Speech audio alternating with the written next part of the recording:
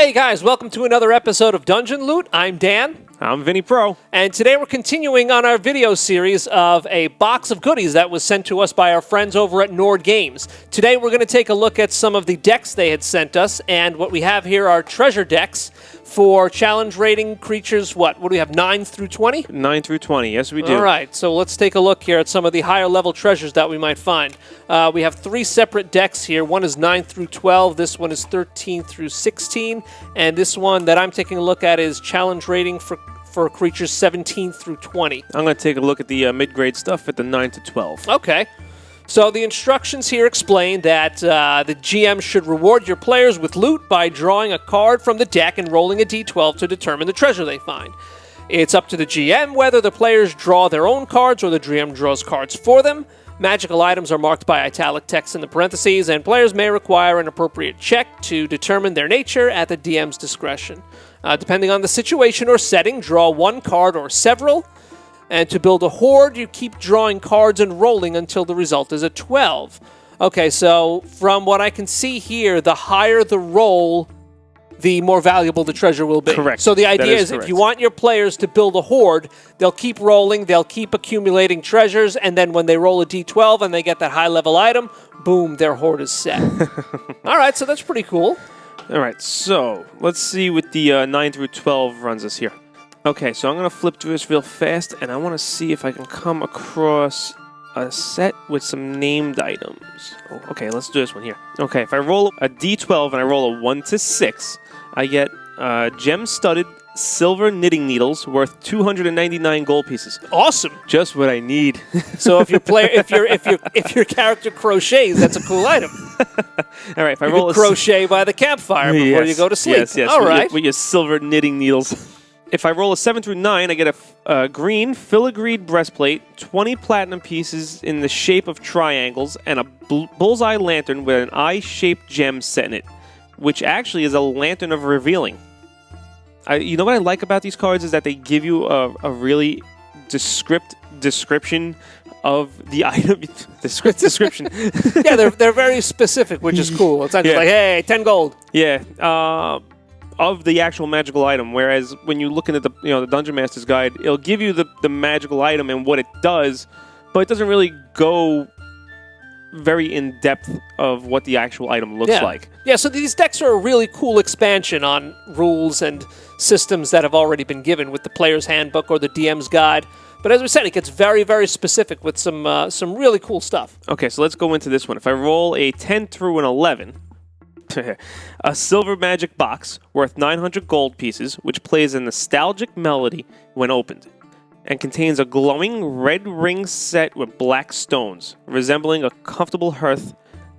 It's also called a ring of warmth, which is actually really cool, because that will get you nice and cozy by the campfire, just in case you have to use your knitting needles.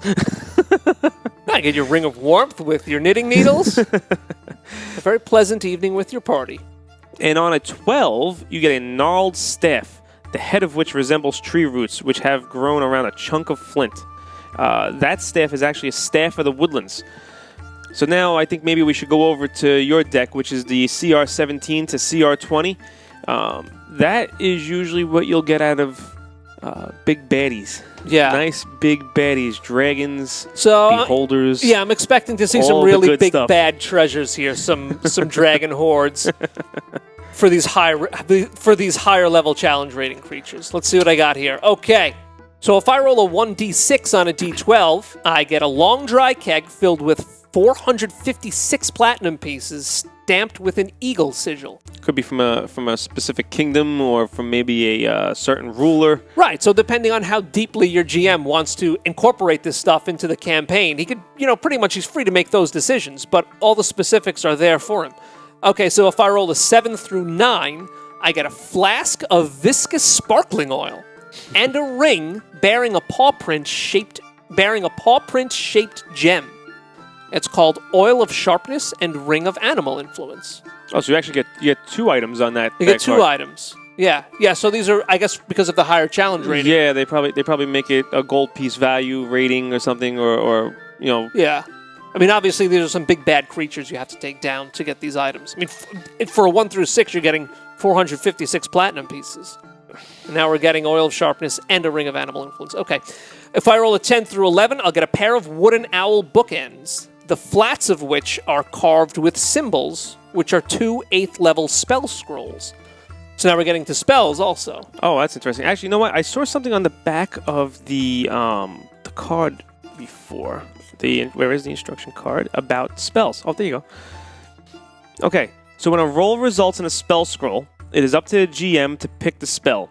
Roll a d8 to determine the spell's class. A 1 for a bard, 2 for cleric, 3 for druid, 4 for paladin, 5 for ranger, 6 for sorcerer, 7 for warlock, 8 for wizard.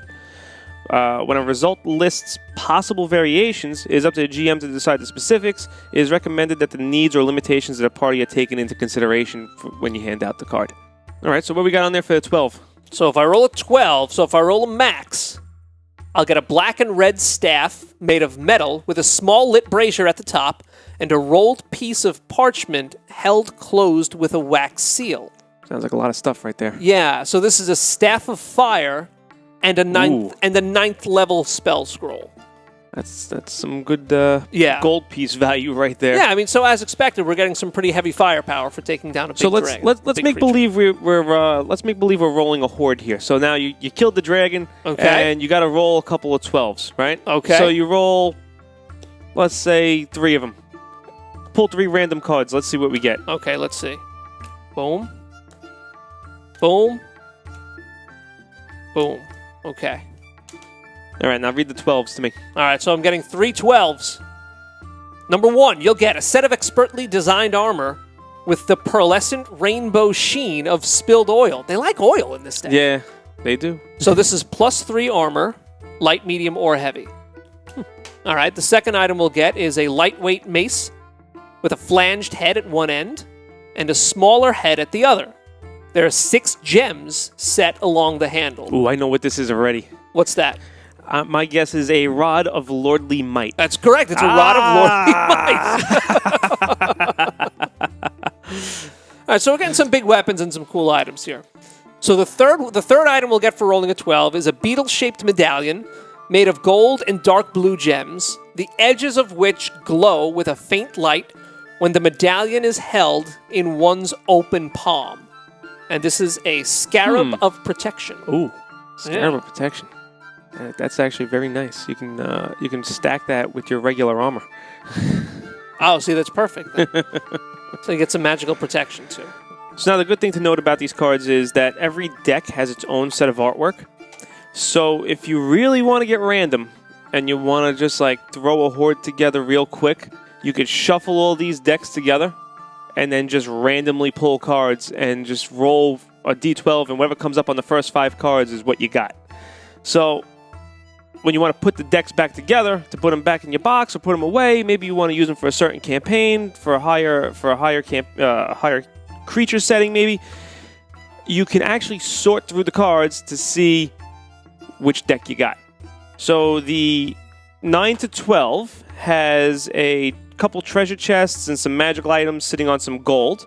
The 13 through 16 has a different setup with the treasure chests and armor. It also has like a table with some There's some weapons, some armor in there too. Looks like a chest full of some magical items.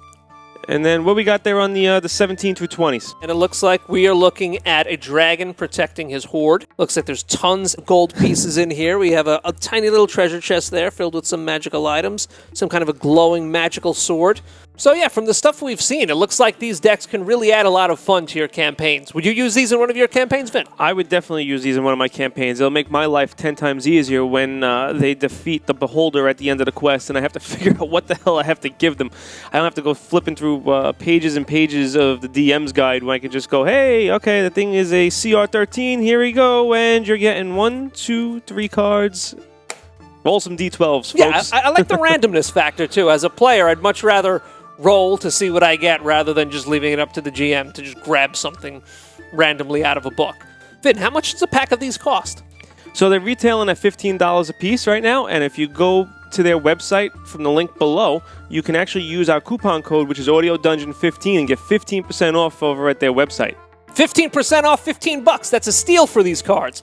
They'll bring a lot more fun to your campaigns, a lot more randomness for your players. Guys, thanks for watching. If you'd like to see some more review videos like this, let us know what you'd like us to review in the comments. Don't forget to like and subscribe. Thanks for watching us here at Dungeon Loot.